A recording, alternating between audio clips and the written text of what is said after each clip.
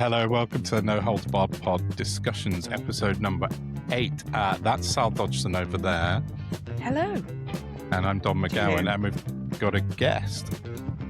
Oh, I've done it wrong again, haven't I? But I'm not even going to bother this time, that's fine. And we've got a guest who I'll just throw over to in a minute to introduce himself, Dan. But this is our sidebar kind of series of our normal pod where we just invite a guest in to talk about their kind of specialist subject, anything they're planning, working on, and then just have a rambling chat and see where it takes us. So happy to have Dan in to have a chat. So I'll throw over to you to introduce yourself. Awesome. Thanks for having me, guys. Pleasure to be here. I'm Dan Hatton.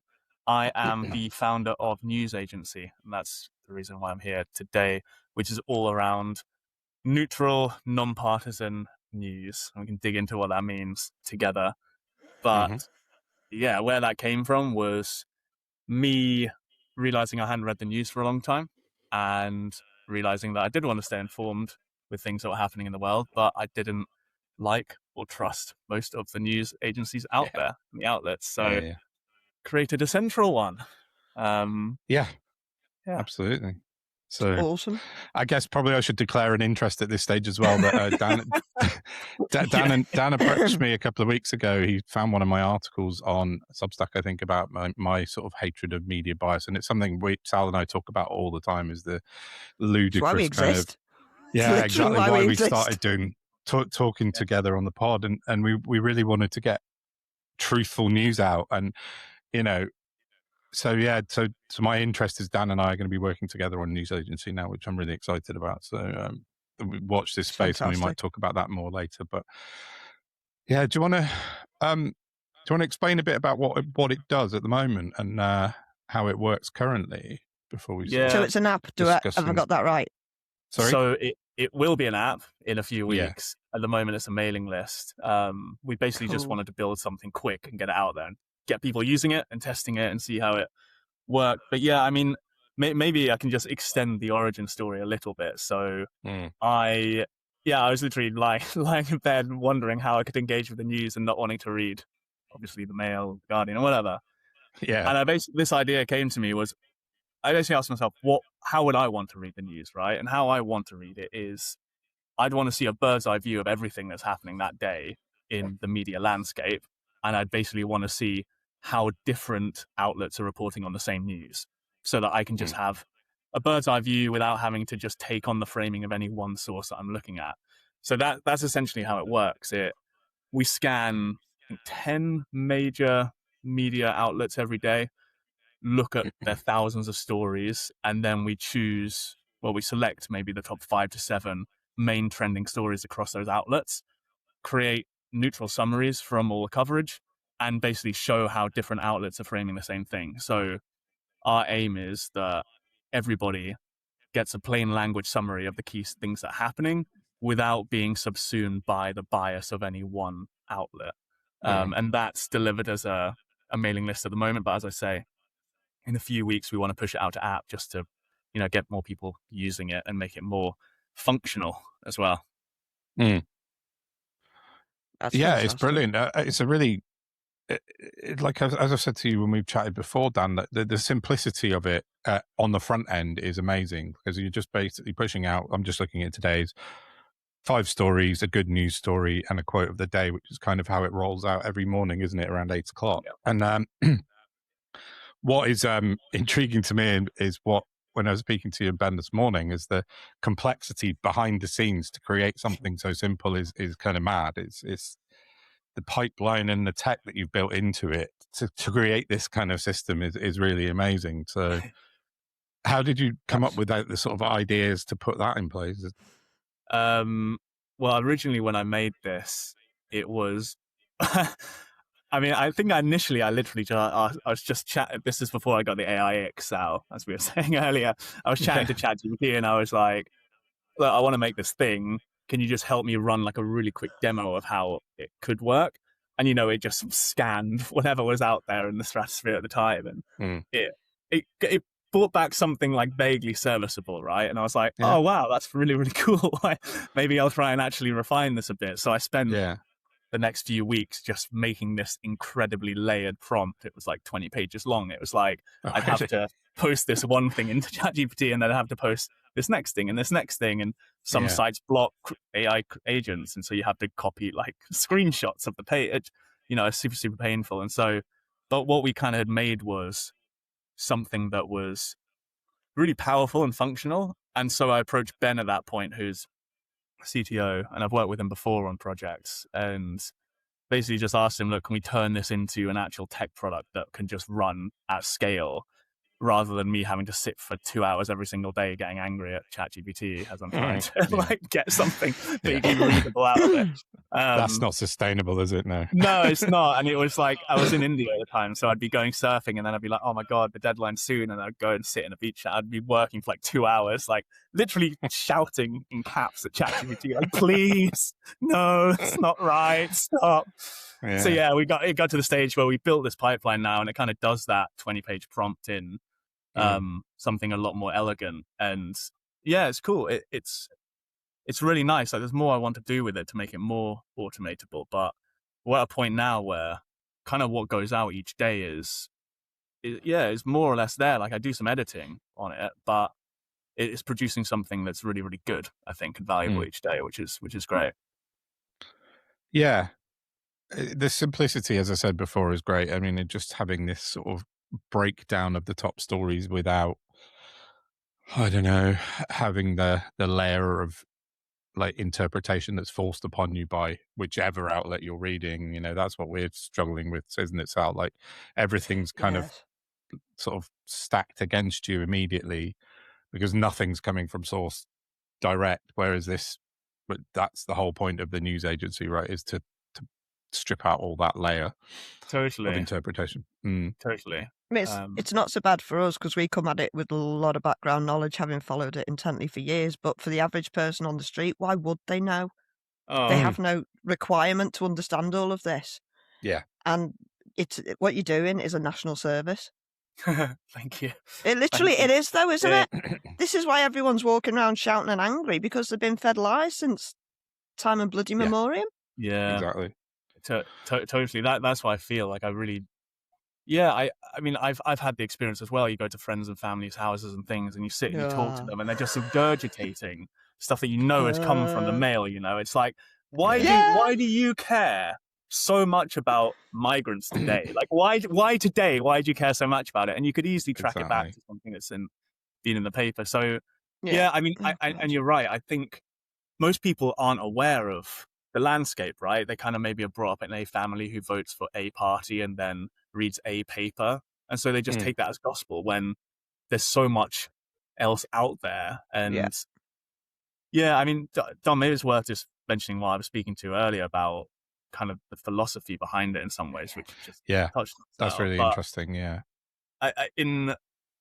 But maybe some people listening are familiar, but in Buddhism, I suppose in all spiritual traditions, right, they talk about there being reality as it is, right? And then they talk about how lots of people's view of that reality is kind of occluded or lensed by their ego, which is kind of made up of like a collection of stuff that they've been conditioned by maybe past trauma, all of this stuff. So lots of people are walking about with this veil, right? And they're not seeing reality clearly. And so the reality is there. It's almost just how can you point a lens at it, like a clear lens? Because kind of what happens is all these people with similar looking egos kind of just end up running these papers, right? And they all think they're right, but it's just because their like occlusion is the same. So exactly. How can you kind of get back to what's actually there? It's really our problem statement that we're solving. Yeah, that's interesting. I think, as I said, like we're going to be working together on this, and I'm going to try and start bringing in more promotion to it. And I think that we need to think about in terms of like removing the cloud or removing the sort of perception filters, quite a good hook of some description if we work at it, I reckon, somewhere. But it's really difficult. And as you say, people have inherent biases, don't they? And whether it's from upbringing or whether it's just from, being around the same people all the time, or now more as the problem is social media, right? Because people are getting sucked into social media rabbit holes without necessarily having the kind of critical thinking skills, which is not a criticism on anyone. It's just that sometimes people don't quite work things out the way they need to or want to or care about, so yeah. Totally. And I think that's the whole point about, what all the Buddhists say as well. It's meditating to become more aware of yourself, be aware of why you're thinking this stuff, and then kind of strip it away so you're just here, and that, totally. Lots of people just don't even know that that's a possibility, right? Yeah, so that's it. Exactly. Serving people up something that is as clear as can be is kind of, it feels like a good next step in all of this stuff. Yeah, totally. Yeah. That's it. I mean, that's what we've been trying to do since last year, isn't it, Sal? I mean, we we get accused of all sorts of kind of biases, but we try and keep it fair as we possibly can, don't we? We give everyone a fair We try shout. and deal with right and wrong as opposed to left and right, don't we? Yeah, that's exactly it. Yeah. That's it. Yeah. It's a really nice way. Because that's been warped also. Yeah. It's a hell of a machine to fight. It is, and I think I wrote in my article about the sort of battle against social media that's creating more, if you're using your analogy, more clouding of reality. Social media has got its own layer of like just this absolute dark cloud of like hatred and kind of vitriol. Totally. And people get sucked into that kind of vortex, and that's a tough one to beat, I think. But totally. I mean, I say to people, right, like, you kind of, I mean, people were talking about this thousands of years ago in this tradition, like, oh, people walk around with this cloud, and that's just like another layer of abstraction into it. You're kind of like clouded within a cloud. It's just, it's a lot. It's so just switch it off, everyone listening. Yeah. don't use Turn it off. like, you don't need to. Yeah, I know. We've got to keep up with what's going on, though. Well, that's it. Exactly. Yeah. It's become a necessary evil that like we have to kind of deal with, and I think if you're aware of it, then you can avoid the pitfalls and the sort of the dark spaces. But if you're not aware of it, then it's easy to fall into those things, isn't it? So yeah. Have you guys read Brave New World by Aldous Huxley before? No. I read that when I was a teenager. I haven't read it since then. It's like a school sort of mandated thing. Yeah, it was. It? They kind of talk about that a lot. They're in this distant future, and loads of people are just living in this really technologically sterile society, and then there's people who live over the wall in nature, and they're both kind of like freaked out by each other. Yeah. But the thing which like strikes me is there's this thing called soma in it, where all the people in this technological society are so miserable, but they're so like just hooked on this drug which makes them feel good no matter what. And it genuinely feels like the analogy between TikTok and that, and just a dopamine, literally like soma at this point, like just distracting oneself. Anyway, a different conversation, but linked. Well, I mean, it's everything's linked. That's the problem. Yeah, exactly. Yeah, we're all in that part of that world, and I've got a 12-year-old son who's kind of upset now about the social media ban as it is sort of coming in. But I mean, he doesn't have social media. He watches YouTube. He doesn't have any TikTok or any of that. I don't let him because I know how dangerous it is. Though he's like, oh, well, what am I if I can't use Instagram? I was like, you don't use Instagram now. You're not going to. What's your worry about it? When does it come in, the ban? Who knows now with this whole new Andy Burnham coronation? We don't know what he's going to do yet. So things might change in that respect. But it was due to start, I think, next year. I think that was their plan. But I don't know if that's going to... An awful lot of things might change between now and then. I genuinely think a lot of all this is humanity just trying to get used to the internet and technology, because we're just... Nobody did an impact assessment. They just released it. There you go. Do your absolute worst. And people have and are. And it's mad to me. No guardrails. Yeah, exactly. It's like 30 years war after the printing press was invented. Yeah, that's interesting. Yeah. Well, I think that was one of the very first things you said to me when we first met, Sal, was like, on one of the early episodes, was that our brains can't keep up with the sort of technological input. It took us millennia to evolve these great businesses, and you expect us to keep up with fucking technology right now? Are you on crack? Yeah.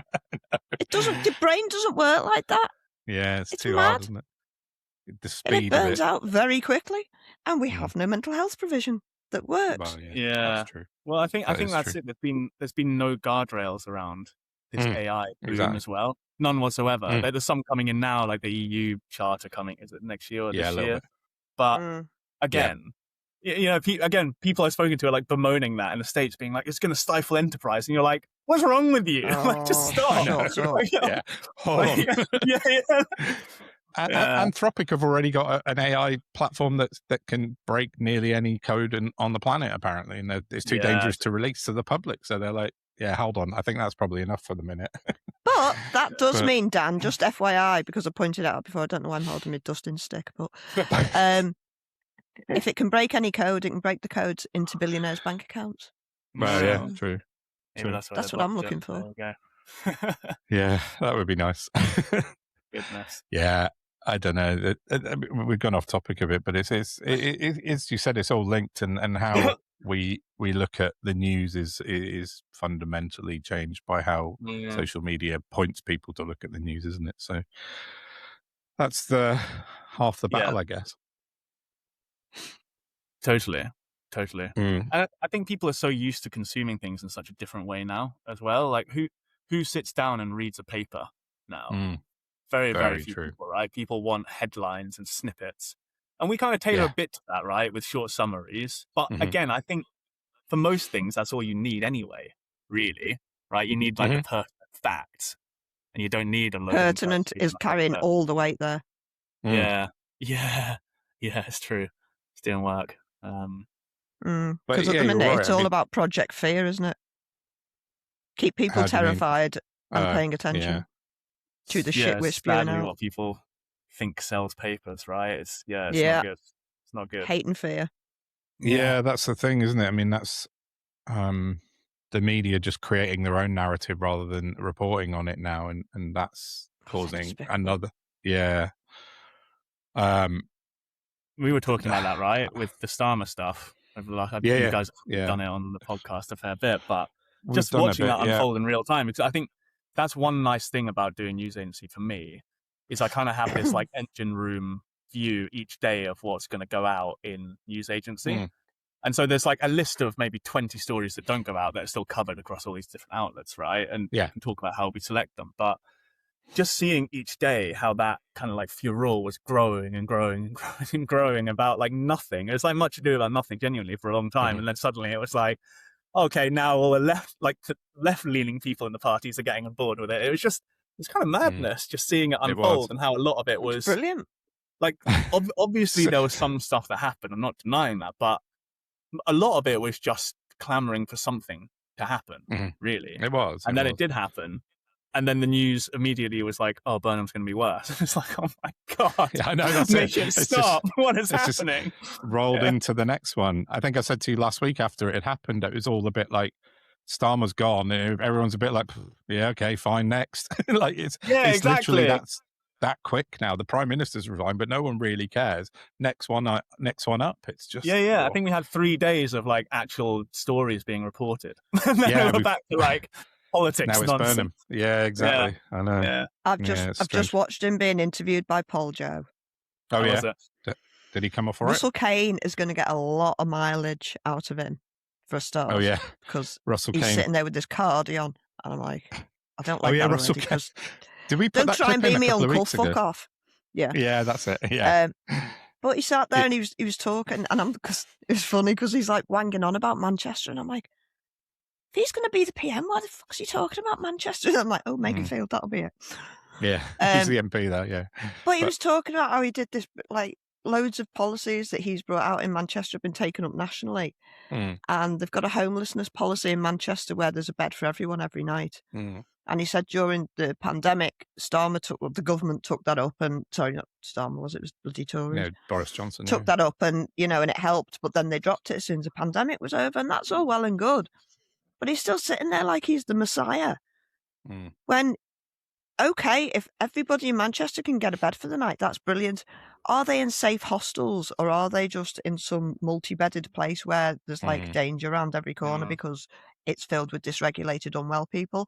Because unless you've got a wraparound mental health care system, you're not going to solve homelessness. No, that's exactly it. If it's And just he a wasn't, transient and he was sat fad, there like, yeah. I don't. He's a Scouser, Dan, so it hurts my heart that I don't like the man. But I don't. I find him to be a disingenuous neolib, and I desperately want to be proven wrong. But he won't. Yeah, we shall see. I mean, yeah, I don't know. It's early days, but I don't hold it.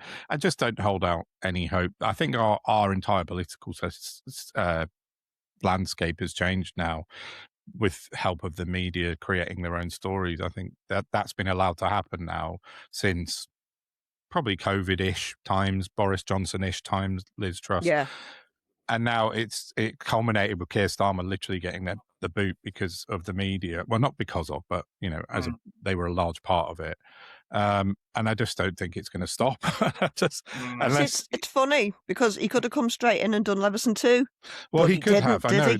But Burnham won't do it either. That's the thing, and that's why I think he'll be on the same ground in a year's time. Yeah. All I'm saying is he could have come in, wrapped up the media to behave themselves. Oh, he should have. And maybe he'd still be in a job. Maybe he wouldn't, but he wouldn't be any worse off. I mean, no, financially, for sure. Maybe he would. But when you've got that much money, you shouldn't be a greedy bastard. True. In my humble opinion. Yeah, the Leveson 2 thing is a mistake, without a doubt. But we shall see. Yeah. So give us a bit more info on how it works then, Dan. For sure. So from a user's perspective, what someone does is they go and they sign up, and then each day they'll get a daily briefing, which has between 4 and 7 top stories for the day, with a short summary for each one, a piece about how each outlet is framing the same news, and it shows. So, say for the Guardian, it'll say, okay, the Guardian focused on this in their article about this story. The emotiveness of the story was, X out of 5, and this is the URL to the story if you want to read more about it. Yeah. And this is the framing. Like we have kind of a system of one-word adjectives, so it could be like alarm, it could be like disgust, fear, something like that.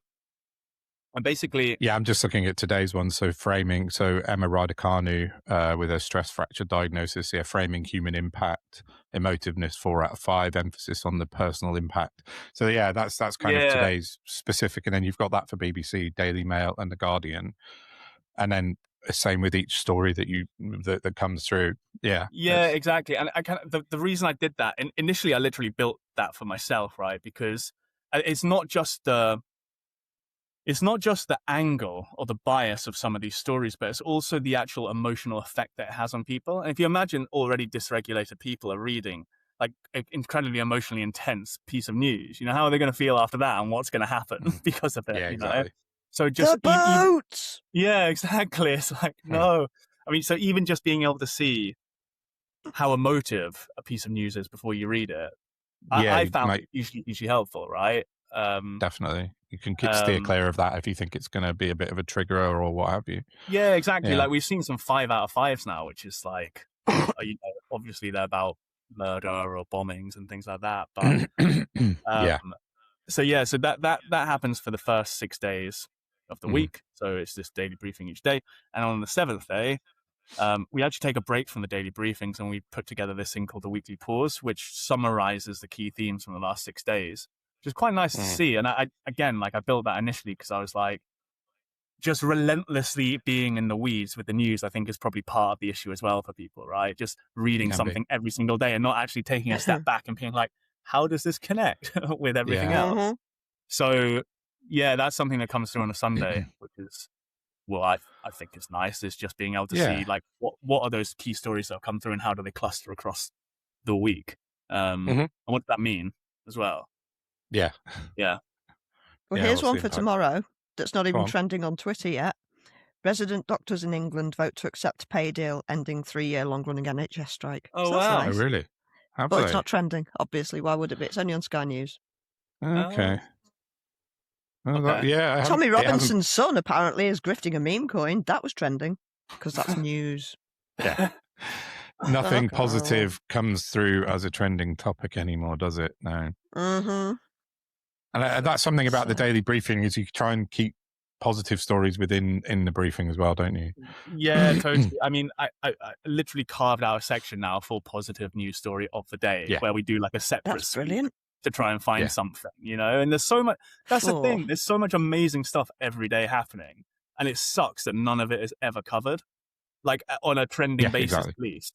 Like maybe it'll be like a few lines at the end of one newspaper, but it'll never be across multiple newspapers. It'll just be like a section filler. So yeah, we carved out specific space for that, and then even in the editing process, like I mean, gosh, sometimes I get to the briefing every day, and the top 10 stories are like random murders or like, do you know what I mean? Just things that are terrible, So obvious, horrendous. really, really Designed to bad. scare people. Well, yeah. Yes. Why is it national news? Like, why is it trending all the time? It's just so that's part of the editing process. It's like how do we, not to like completely whitewash anything terrible that's happening, but how do we actually put in the things that seem relevant to like the everyday person in Britain? Rather than like just something bad happened to a random Something person. horrible. Yeah. Yeah. It's like today's one. I liked it because today's one, the study finds that three times more climate resilient coral reefs than previously thought. Yeah. I mean, anything positive on the climate has got to be put out, hasn't it? Because more than that, there's also a lot of coral reef farms around the world that are regrowing it to plant it. I don't know. Right, yeah. About Not that know either, that. so No, I didn't know just that. saying. No, that's thank cool. you. Yeah, It's I mean, fascinating. all They that grow it sort on of. fishing lines under the water. I did. Yeah. Wow. Yeah. Wow. That is really cool. Yeah. Yeah, that's it. That's the thing. When people read this, I want them to come away from it feeling mildly inspired at the end, right? Because it kind of goes like daily briefing, and then positive story, and then quote of the day. And we handpick the quote for the day as well, right? To have it leave on a positive note. But I would just hate for someone to like, read the top 5 stories, and the 5th one is about like a murder or something, and then they just go into their day like, oh my god, like it's just all bleak. It's just terrible. But that's how most people live, right? It's just. It's Exactly. awful. No, Why? it's good to have that kind of that bookend at the as you say, as you leave the briefing, as it were, with a good news and a nice quote, a positivity kind of booster, as it were. Yeah, it's great. Yeah, and I think that's the thing as well, right? Like a lot of, well, I think again, Sal, when you mentioned dysregulation, I think it's such a good point, right? Because one thing that helps with regulating people is just knowing what's going to come. And if you know that a positive thing is going to come at the end of this every time, kind of helps you consume it as well, right? And use it. It looks you got something to look forward to. It's like pudding, isn't it? Yeah, exactly. Yeah, exactly. Yeah. It's not just like, because that was one of the things, right? Like, even if you go to BBC, which is relatively neutral, you never, ever, ever know what you're going to get when you go on that homepage. Could be anything. They're all over the bloody place. All in capitals, or like breaking news and this and that. Yeah. You don't know. It's literally like Pandora's box on those pages. So, yeah. You taking selfies, Sal? No, there's a terrifying woman on Sky who I've never seen before in my life, but she would appear to be in the House of Parliament, so I'm going to send it to you to tell me who she is, but she's frightening. Okay. Never seen anything quite like it. Yeah. That was one of the things I really liked about it when I started looking at it and signed up for it, was that positive spin at the end. It's important, I think, that part of it. It's not just a fun or useful bit. I think it's an important part of the whole process of the briefing. So yeah, it's amazing. Thank you. So what's next? What's happening with it? Next, we are in the process of building the app. So hopefully, well, yes, not just hopefully, in the next couple of months that'll go live for people to use. And also, we want this to be a collaborative thing, right? So if people are listening to this and they use it and they have ideas for what they think would be good or things they'd like to see, we'd love to hear, right? Because at the end of the day, we're building this for the people, like for people out there. Everybody, exactly. It's not just like something we're doing to, it's not a pet project. Yeah, exactly. It's we want it to be used by everyday people out there who want to stay informed but don't want to be overwhelmed, and we want it to be this kind of co-creative thing. So I mean, if anyone has ideas, that's kind of what we're doing. It's just we want to get the app out, and then we want to just keep on developing it. I mean, we've had interest from some other countries. That would be cool in the next few months, like seeing it spun up for Denmark or the US, which desperately needs something like this. Yeah, it does. But I think, firstly, it's just getting into the hands of people here in the UK, and then going from there is what we're doing. Yeah. That's fantastic. Yeah, looking forward to seeing the app Exciting when it's times. ready. Yeah, it is. It's a public service, I think, isn't it? And it's there's so few decent public services there's no sort of agenda behind it, as it were. So I think it's going to be a really useful tool once we get it cracking and going with it. Yeah. And I think that's the thing, Don, as well. Like before, obviously, we started working together recently. You were just using it because you liked using it. It's probably worth saying that as well. I said to you last week when we chatted, I came to the pod a couple of weeks ago and I hadn't had time to write any notes, so I just pulled up your daily briefing and I kind of worked off of that for most of a podcast episode. It's genuinely a useful thing. So I'll put links in a minute. Down below in the pod, the show notes of how to sign up. But what's the web address, Dan? Just for those listening. news-agency.org. Yeah. So you go there, you just basically sign up, put your email address in, fill in your name, and that's it, isn't it? And then you receive the briefing every single morning at around 8. And check your spam folder, because that's where all of mine go to, including your Substacks. Is that where I went originally? That's good to know. Okay. But it happened with Substack as well when I signed up. Everyone I got on Substack, it goes right to my spam. So I have to go in and look around. Is that on Outlook? Hotmail? Yeah. Yeah, I just wonder. I think Microsoft uses quite strict filtering for its spam. I know quite a lot of people that still use Hotmail. I'm forever getting Walmart $50 cards off. But you don't get. Oh, right. Fair enough. Maybe it's making money from that though, probably, isn't it? Yeah, for sure. I mean, how would you wrap it up now? Just be like, thanks for joining. Well, this is it. This is us. This is it. Oh my god. Yeah. Cool, we chatted out right to the very end. Yeah, it's so good. What's happening? Yeah. Terrorman. No, it is. No.